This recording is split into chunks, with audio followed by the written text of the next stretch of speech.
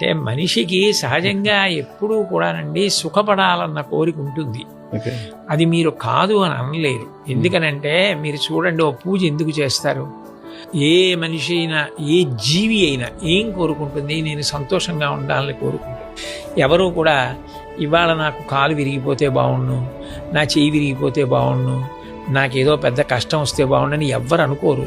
అందరూ సుఖంగా ఉండాలని కోరుకుంటారు. ఆఖరికి శరీరం పడిపోయాక కూడా జీవుడు సుఖంగా ఉండాలని కోరుకుంటాడు. అందుకని ఇక్కడ ఉన్నంతకాలం సుఖంగా ఉండాలి, శరీరం పడిపోయాక సుఖంగా ఉండాలంటే స్వర్గలోకానికి వెళ్ళాలని కోరుకుంటాడు. కోరుకోవడం తప్పు కాదు.